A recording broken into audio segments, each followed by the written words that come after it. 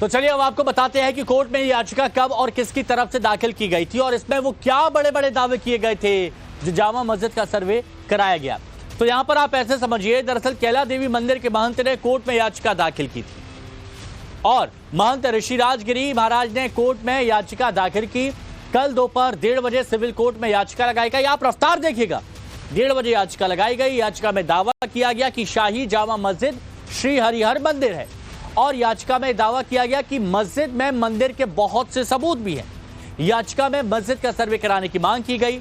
Civil जज ने 2.5 घंटे में अपना फैसला सुना दिया। शाम 4 बजे सिविल कोर्ट ने सर्वे का आदेश दिया। कोर्ट ने रमेश सिंह राघव को एडवोकेट कमिश्नर बनाया जिनकी निगरानी में ये सब होगा।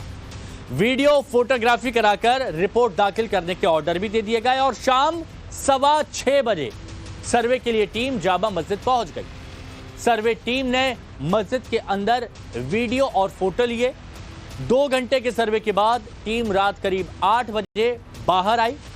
7 दिन में सर्वे कराकर कोर्ट में दाखिल करनी होगी रिपोर्ट जो टीम है उसको।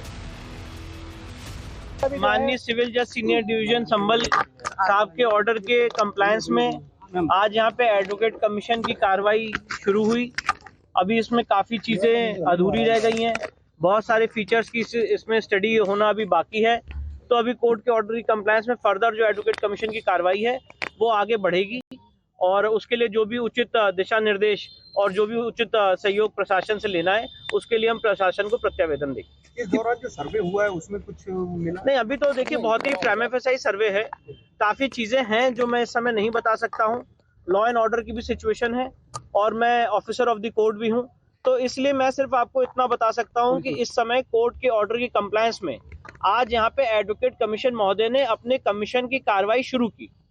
अभी क्या क्या कमीशन में हुआ है, क्या क्या मिला है, उन सारे फीचर्स की, उन सारी बातों की डिटेल्स में यहाँ पे नहीं दे सकता।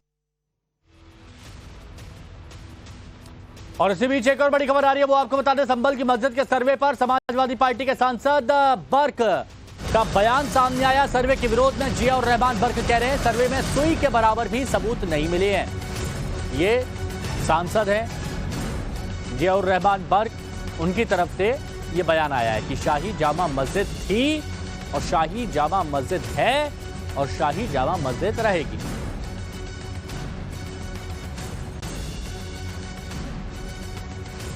सारा सर्वे A to Z उनको जिस तरह से चाहते थे पूरा सर्वे करा दिया गया है। और ये मैं फिर से कह रहा हूँ, ये अल्लाह का घर है, मस्जिद है और इसमें मैं चाहूँगा कि सरकारों को ये संज्ञान लेना चाहिए, चाहे प्रदेश की सरकार है या देश की सरकार है। ये देश संविधान से चलेगा, कानून से चलेगा, किसी के मन मर्जी से देश नहीं चलने वाला। जो एक्ट सर्वोच्च न्यायालय ने 1991 में जो आदेश दिया था उसके तहत किसी भी धार्मिक स्थल के ऊपर कोई आपत्ति छिड़कानी नहीं होनी चाहिए, कोई रिट दायर नहीं करनी चाहिए। इसलिए मैं इसकी मुखालफत में हूँ और हम उम्मीद करते हैं कि उन्होंने जो सर्वे किया है उनको माशा बराबर, सुई के बराबर भी कोई 1 इंच भी चीज जगह ऐसी नहीं मिल सकती जो कि इस पर आपत्ति हो सके। ये मस्जिद थी, मस्जिद है और इंशाअल्लाह ताला मस्जिद रहेगी इंशाअल्लाह। और चलिए, संभल की जिस शाही मस्जिद पर इतना विवाद चढ़ा हुआ है अब उसके इतिहास के बारे में हम आपको बता देते हैं, आप भी समझ पाए। तो संभल की जामा मस्जिद को बाबरी मस्जिद के नाम से भी जाना जाता है, आप यहां पर देखिए, और इसे मुगलकालीन वास्तुकला का महत्वपूर्ण उदाहरण माना जाता है। कहा जाता है कि इसका निर्माण मीर बेग की तरफ से करवाया गया था। इस ऐतिहासिक मस्जिद का निर्माण बाबर के शासनकाल में हुआ और यह संभल के सबसे पुराने स्मारकों में से एक है। ऐतिहासिक दावों के अनुसार मस्जिद की जगह पहले मंदिर था। ऐतिहासिक दावों के मुताबिक बाबर ने मंदिर को तोड़वाया। दावा यह किया जाता है कि 1529 में यहां मंदिर को तोड़कर बाबर ने मस्जिद का निर्माण करा दिया। हालांकि यह दावा ऐतिहासिक और धार्मिक रूप से विवादित है और अब इसे अदालत के निर्देश पर सर्वेक्षण के जरिए प्रमाणित करने की कोशिश की जाएगी। तो इस वक्त हम मौजूद हैं संभल की उस शाही जामा मस्जिद पर जहां कल कोर्ट कमिश्नर का सर्वे किया गया सीनियर जज सिविल डिवीजन आदित्य सिंह के आदेश के बाद और ये जो परिसर है ये दरअसल आर्कियोलॉजिकल सर्वे ऑफ इंडिया यानी कि एएसआई द्वारा संरक्षित है। और कल जो 2 घंटे का यहाँ पर सर्वे यानी कि कोर्ट कमिश्नर सर्वे जिसके तहत वीडियोग्राफी और फोटोग्राफी कराई जाती है उसके तहत यहाँ पर जो है 2 घंटे की वीडियोग्राफी हुई है। लेकिन अब आज जो है इसको रोका गया है क्योंकि उत्तर प्रदेश के कुछ हिस्सों में जो है वो उपचुनाव है। लेकिन आप देखें तो यहाँ पर पर्याप्त संख्या में यूपी पुलिस के जो जवान हैं उनकी तैनाती है। इसके अलावा आरआरएफ की तैनाती की गई है। और शाही जामा मस्जिद जो है इसको लेकर हिंदू पक्ष ने यह दावा किया है कि यहाँ पर दरअसल 1000 साल पुराना एक प्राचीन हरिहर मंदिर था और इसी हरिहर मंदिर को 1529 में आंशिक रूप से तोड़कर जो है वो शाही जामा मस्जिद का निर्माण करा दिया गया। अब ये देखा गया है कि कई ऐसे विवादित जगहें देश भर में जहां पर मंदिरों को तोड़कर मस्जिद होने का दावा किया जाता है, कुछ जगहों पर कोर्ट कमिश्नर सर्वे से कई सारी बातें निकलकर सामने आई हैं।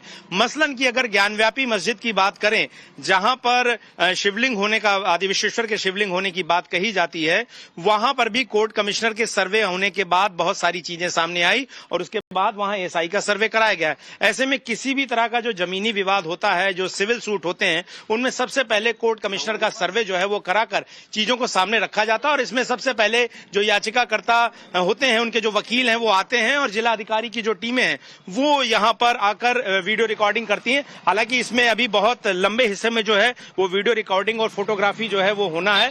हालांकि मुस्लिम पक्ष कई बार इस याचिकाओं का इस वजह से विरोध करता रहा है कि प्लेसेज ऑफ वर्शिप एक्ट जो है वो बाध्य करता है कि 1947 की यथास्थिति को बरकरार रखा जाए, क्योंकि जो ये मस्जिद है ये 1529 से यहाँ पर बरकरार है। लेकिन सवाल यही है कि जो कोर्ट के आदेश ये भी कहते हैं कि किसी भी जगह की धार्मिक प्रकृति को भी पता लगाने से जो है वो कोई कानून नहीं रोकता है। और इन्हीं सबके बीच में जिस तरीके से कल चंदौसी के जज ने ये फैसला दिया कि कोर्ट कमिश्नर का सर्वे इस मामले में कराया जाए, उसके बाद जो है जाहिर तौर पर मुस्लिम पक्ष में भी चिंता है। लेकिन हिंदू पक्ष का कहना है कि इससे ही सच सामने आएगा। और संभल का जो कैला देवी पीठ है वहां के जो महंत हैं उनकी तरफ से जो है इस मामले में याचिका दायर की गई थी। इसके अलावा हरिशंकर जैन जो कि कई इस तरह के मामलों में याचिका करता है वो भी इसमें शामिल हुए थे।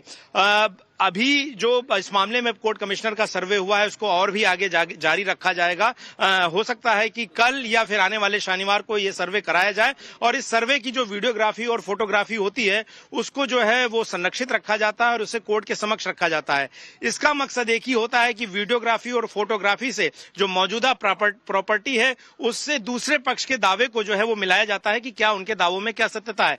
हिंदू पक्ष का दावा है कि यहाँ पर हरिहर मंदिर था।